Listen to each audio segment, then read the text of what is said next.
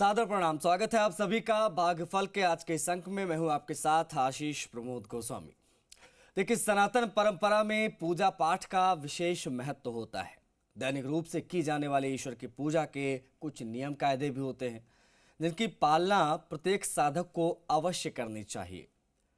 मनोकामनाओं को पूरा करने और शुभ फलों की प्राप्ति के लिए ईश्वर की पूजा के लिए प्रयोग में लाया जाने वाला आसन, हवन विधि, पूजा का मंत्र और उसे पढ़ने की विधि, अपने आराध्य के सामने दिया जलाने की बात हो या फिर आरती करने की नियम कायदे आदि की संपूर्ण जानकारी एक साधक को होना बेहद महत्वपूर्ण है।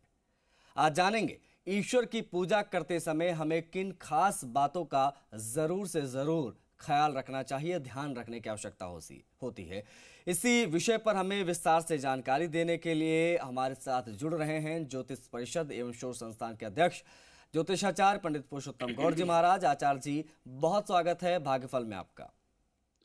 जी धन्यवाद। श्री राम जय राम, जय जय राम, मेरे राम की जय हो।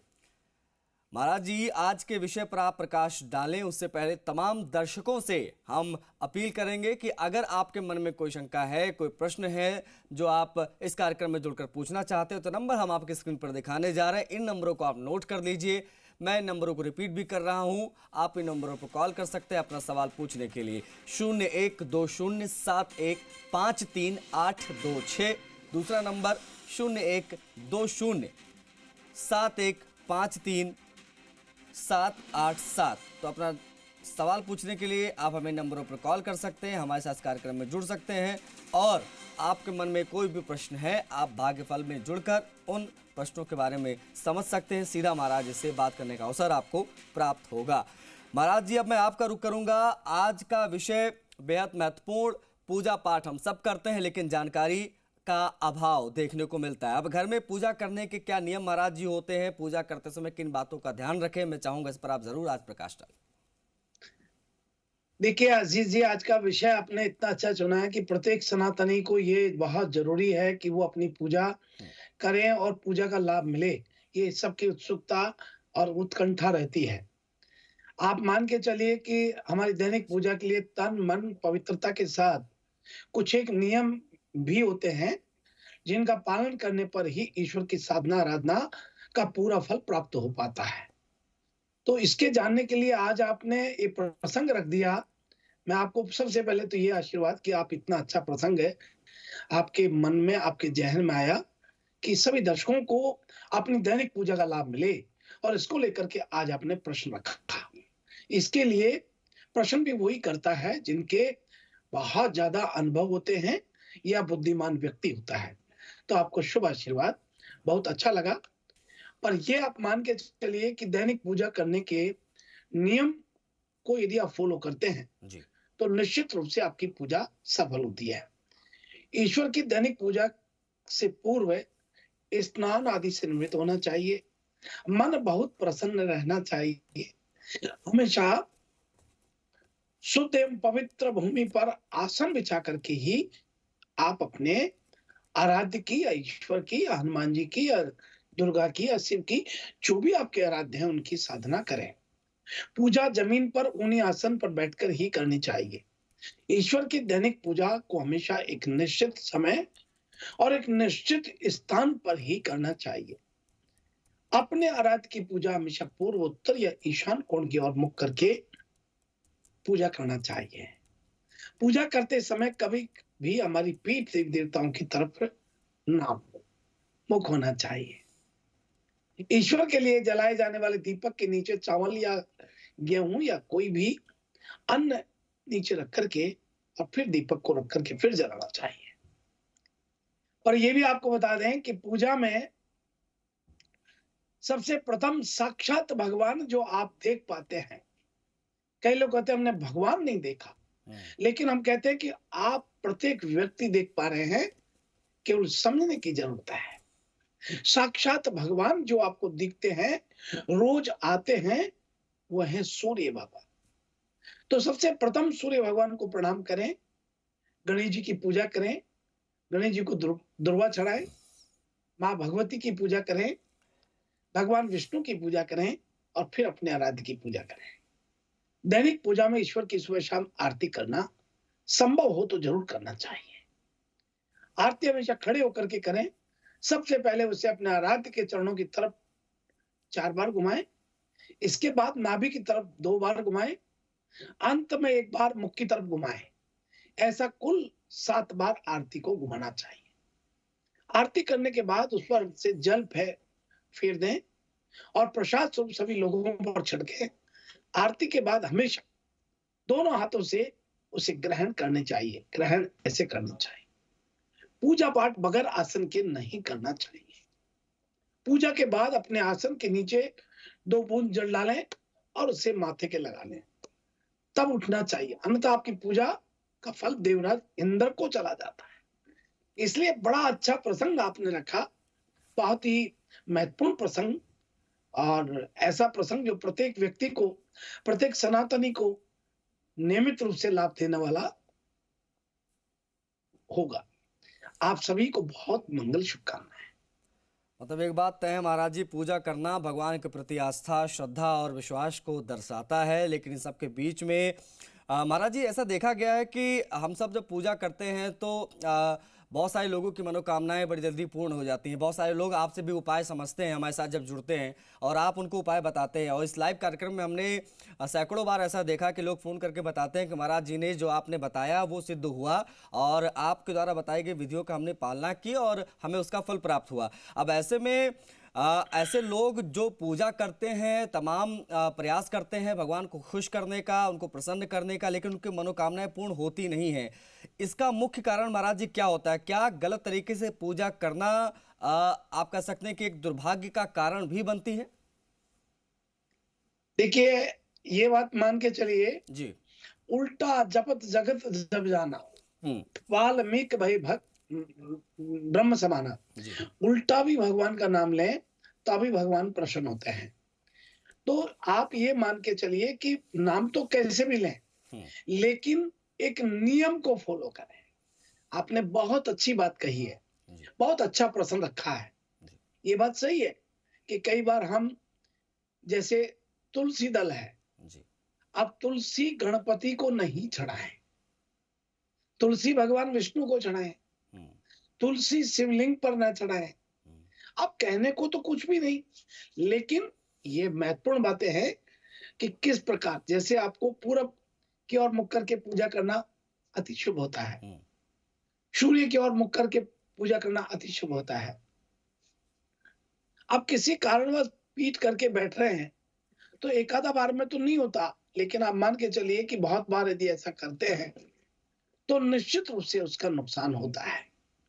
जैसे भगवान है, शिव हैं, अब आप देखिए कि भगवान जो शिव हैं ये कितने दयालु और सरल हैं, कितने सरल हैं कि केवल जल का लोटा चढ़ाने से प्रसन्न हो जाते हैं। तो भगवान की उपासना शुरू करने से पहले सुनिश्चित कर लें कि आपका तन और मन भी शुद्ध होना चाहिए। भगवान की पूजा में जल्दीबाजी बिल्कुल ना करें। पूजा पाठ से पहले पूजा स्थल को एक बार जरूर साफ कर लें और पूजा के समय एक दीपक जरूर जलाएं, क्योंकि आपके कर्म साक्षी जो हैं वो दीपक ही होने वाले हैं। इसलिए बड़े आसान बात है कि आप जो है अपनी पूजा जब भी घर में करते हैं तो बहुत प्रसन्न चित्त से करें। बड़ी प्रसन्नता से पूजा करने वाला व्यक्ति हमेशा भगवान का आशीर्वाद प्राप्त कर पाता है। जैसा अभी आशीष दवे जी कह रहे हैं कि भगवान भाव के भूखे होते हैं, तो भगवान को कैसे प्रसन्न करें, कोई गलती ना करें। तो ये बात, इतना यदि मन में आपने चिंता रखा कि कोई गलती ना बन जाए, भगवान की सेवा में कोई कमी ना रह जाए, भगवान हमें माफ करना, प्रभु कृपा करना, दया करना, ऐसा भाव भी आपकी पूजा को सफल कर देता है। क्यों? भाव के ही तो भूखे हैं भगवान, आपके धन और ऐश्वर्य के नहीं है। भगवान को अगर हमने अच्छे नियम से पूजा किया और नियमित किया, आपके अंदर अच्छे भाव रहे, तो आप मानिए आपकी पूजा सफल हो गई है। जी महाराज जी, बहुत महत्वपूर्ण जानकारी आपने दी। बहुत सारे लोग महाराज जी ऐसे भी होते हैं जो मंत्र पढ़ने का प्रयास करते हैं। अब वो उसका उच्चारण वो सही से कर नहीं पाते। अब वो कोई भी मंत्र हो सकता है। अच्छा, बहुत सारे लोग मैंने देखा है गायत्री मंत्र भी अब पढ़ते हैं। गायत्री मंत्र पढ़ने के पीछे का क्या मकसद होता है और ये कितना महत्वपूर्ण मंत्र है और उसका क्या उपयोग होता है, मैं इस पर भी चाहूंगा आप प्रकाश डाल दें, क्योंकि बहुत सारे लोग मैंने देखा है कि हर पूजा पाठ में गायत्री मंत्र का पाठ करते हैं और साथ ही साथ में बहुत सारे लोग ऐसे होते हैं महाराज जी जो मंत्र पढ़ते हैं और उसका उच्चारण सही से कर नहीं पाते। उनके पास क्या विकल्प होते हैं पूजा करने के? क्या सिर्फ नाम जप से ही हम ईश्वर को प्रसन्न कर सकते हैं, या ये जो तमाम वैदिक मंत्र हैं इसका उच्चारण भी उतना ही महत्वपूर्ण होता है? क्योंकि आम साधकों के पास में मुझे नहीं लगता इतना ज़्यादा ज्ञान होता है और ना ही इतना ज़्यादा संस्कृत वो पढ़ सकते हैं कि वो इतने टफ जो मंत्र होते हैं उसका उच्चारण सही ढंग से कर पाए। तो उनके लिए क्या उपाय और गायत्री मंत्र के लिए आप क्या कहेंगे महाराज जी? देखिए, गायत्री मंत्र एक बहुत ही पावरफुल मंत्र है। जी। इस मंत्र को आसन पर बैठ करके करना चाहिए हम्म। और शुद्ध और पवित्रता से ही करना चाहिए। जी। मंत्र जब आप 41 दिन तक नियमित रूप से 24 माला प्रतिदिन करते हैं, जी। 41 दिन, तो मंत्र सिद्ध हो जाता है। और उसके बाद फिर वो सिद्ध हुआ मंत्र आप नियमित रूप से अपने घर में करेंगे तो आपकी मनोकामना पूर्ण होती है। यदि आप इतना ऐसा नहीं कर सकते हैं तो 3 माला प्रतिदिन गायत्री की करनी चाहिए। और गायत्री का मंत्र बड़ा शुद्ध है, बड़ा सरल है। ओम भूर्भुवः स्वः तत्सवितुर्वरेण्यं भर्गो देवस्य धीमहि धियो यो न प्रचोदयात्। बस इस भाव में, इस तर्ज में ही बोलना चाहिए। वैसे तो मानसिक बोलना चाहिए। हम्म। और एक चीज और बता दें हम आपको जी। कि हम हमारे सभी दर्शकों के लिए, जी। हमारे जी न्यूज के जितने दर्शक इस कार्यक्रम को देखते हैं, जी। उनके लिए अनेक प्रकार के जो उपाय देते हैं उनसे कार्य सिद्ध इसलिए होते हैं जी। क्योंकि वो मंत्र बहुत सिद्ध होते हैं। और बड़ी सरल विधि हम बताना चाहते हैं कि जैसे किसी को नजर लग जाए, जी। आम जन की बात कर रहे हैं हम। हम्म। नजर लगा और नजर में आपको कुछ नहीं करना, हनुमान जी के सामने बैठे, नमो सत्तादेश गुरु का ओम नमो नजर, जहां पर पीर न जानी बोले चल को सो अमृत बानी, कहे नजर कहां से आई, कहां की ठोर ताई कौन बताई, कौन जाति तेरी कहां हम, किसकी बेटी कहां तेरा नाम, कहां से उठी कहां को जाई, अब ही बस कर ले तेरी माई, माया तेरी जाई, सुन चित लाए जैसी होई सुनाए। तो आप समझ लीजिए कि वो आपकी नजर हट जाती है। ये बहुत सामान्य मंत्र है, साबर मंत्र है ये। अब मान लीजिए जी। आपको सर्व कार्य सिद्ध मंत्र चाहिए, हम्म। तो आप सर्व कार्य सिद्धिदाता हनुमान जी को कहा है, अपने सच्चे और ईमानदार व्यक्तित्व के सामने अपनी परेशानी कठिनाई सामने रख रहे हैं। और इसमें कुछ भी नहीं, विनायकम कष्टा बैठो आए, सबके पहली सुमर सु भूल्या, राय बताए अंजनी पुत्र पवन पुत्र सुत, पुत्र में हुंकारू, सिद्ध कर लो हनुमान बजरू की काया जद हुंकारू। मतलब एक लौंग सुपारी लेकर के, जायफल लेकर के और सीधे बैठ जाए तन करके हनुमान जी के सामने, और हनुमान जी को एक जायफल लौंग लेकर पान कर रख दे, लौंग रख दे, इलायची रख दे, और उसके बाद ऐसा पढ़े, तो कितना सरल है। सब काम सिद्ध होते चले जाएंगे। ये बड़ी सरल बातें हैं। हमारे मंत्र बहुत सरल होते हैं। दरअसल में हम लोग खुद ही क्लिष्ट हो जाते हैं जी। और उसके पीछे हमारी मानसिक चिंता होती है। अनावश्यक हम बहुत सोचने लग जाते हैं कि पता नहीं इसमें क्या होगा, कैसे होगा, कैसे करें, क्या होगा। इतना सारा नहीं सोचना चाहिए जी। केवल आपको सरल भाषा में सरल पूजा करना चाहिए। और ये ध्यान रखें, पूजा कभी भी खड़े होकर नहीं करनी चाहिए, ना ही खाली फर्श पर बैठ करके पूजा करनी चाहिए। पूजा करने से पहले फर्श पर आसन बिछाएं, आसन पर बैठ करके पूजा करें। बिना सिर ढके पूजा नहीं करनी चाहिए। इस बात का भी ध्यान रखें कि पूजा का स्थान घर के फर्श से थोड़ा ऊपर होना चाहिए। पूजा करते समय आपका मुख पूर्व दिशा में रहना चाहिए। बड़ी सरल, कितनी सरल बातें हैं जिन्हें आप रोज कर सकते हैं। और एक बात ध्यान रखें, रोज की पूजा आपको सूर्य भगवान को अर्घ देके करना चाहिए। पुनः फिर कहना चाहेंगे कि आप जब पूजा करते हैं आसन जरूर लें और दीपक जरूर जलाएं, स्नान आदि करने के बाद ही पूजा करें। ये बहुत छोटी-छोटी बातें हैं। अब बात आती है कि पूजा के समय कौन-सा मंत्र बोलें जिससे हम पवित्र हो जाएँ? जी। पवित्रा पवित्रे पवित्रो वा सर्वावस्थांगतोऽपि वा यः स्मृत पुण्डरीकाक्षं स बाह्यभयन्त्र शुचिः। या फिर पवित्रे स्तौ वैष्णव्यौ सावितुर्वहौ प्रसवौ उत्पूर्णं यचिद्रेन् पवित्रेण रश्मिभिः तस्य ते पवित्रपते पवित्रपो तस्य जतकामः पुने तचिकेयम्।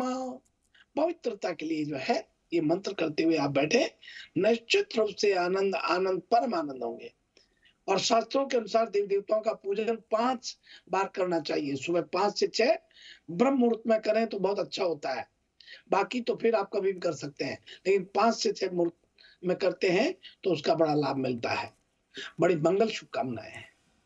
महाराज जी, अब राशियों का वक्त हो गया, तो मैं चाहूंगा कि राशियों पर प्रकाश आप जरूर डाल दें, क्योंकि जाहिर तौर पर पूजा किस विधि से करनी चाहिए और क्या समय होना चाहिए और किन मंत्रों का जाप करने से हमें सही फल की प्राप्ति होगी। मुझे लगता है इस पर आपने बेहद ही सरल भाषा में जो है लोगों को समझाया और काफ़ी हद तक लोगों को ये चीज़ें समझ भी आई होंगी, क्योंकि नियमित दर्शक आपको फॉलो करते हैं और आपके द्वारा बताए गए वीडियो को वो लोग अपने जीवन में अपनाते हैं और उनका फल भी वो प्राप्त करते हैं। अब ऐसे में एक बड़ा दर्शक वर्ग ऐसा है जो राशियों का बड़ा बेसब्री से इंतजार करता है महाराज जी। तो आइए हम सबसे प्रथम बात कर रहे हैं मेष राशि से। आज इंजीनियरिंग की पढ़ाई कर रहे छात्र छात्राओं के लिए नए क्षेत्रों को चुनने पर ध्यान देने होंगे।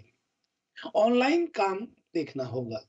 अन्य क्षेत्र के विद्यार्थी अपनी पढ़ाई को लेकर संतुष्ट रहेंगे, लेकिन उनके अंदर भी अपने भविष्य को लेकर चिंता बनी रहेगी। वहीं व्यापारी वर्ग को आज लाभ होता है। वहीं आपके परिवार में आपको संतुष्टि पूर्ण वातावरण दिखाई देगा। और अब इसी क्रम में अगली राशि का रुख करते हैं, वृषभ राशि।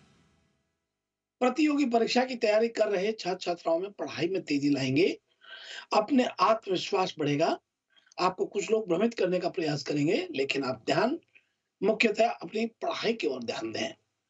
वहीं व्यापारी वर्ग को आज व्यापार में सजगता से कार्य करना होगा। पारिवारिक उलझनें आज समाप्त होने वाली हैं। और अब इसी क्रम में बात कर रहे हैं मिथुन राशि। आज आप सभी को मानसिक रूप से एकदम स्वस्थ रहना है। आत्मविश्वास में बढ़ोतरी भी रखनी है, क्योंकि अप्रत्याशित आज आपको लाभ होने वाला है। आपके विश्वास और दृढ़ता को लेकर के ही आपके सामने लोग आज झुकेंगे।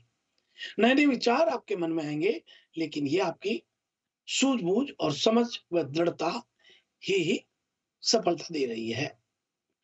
और भाई हम बात करते हैं कर्क राशि वाले।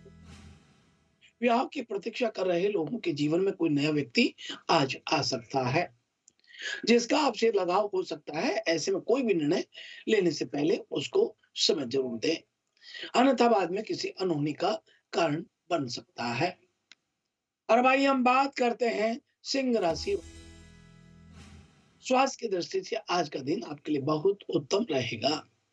किसी प्रकार की कोई भी समस्या आज नहीं होगी। आप स्वयं में एक नई ऊर्जा को पाएंगे और उसी के अनुसार आज आप कार्य करने को आगे बढ़ेंगे। और भाई हम बात करते हैं कन्या राशि।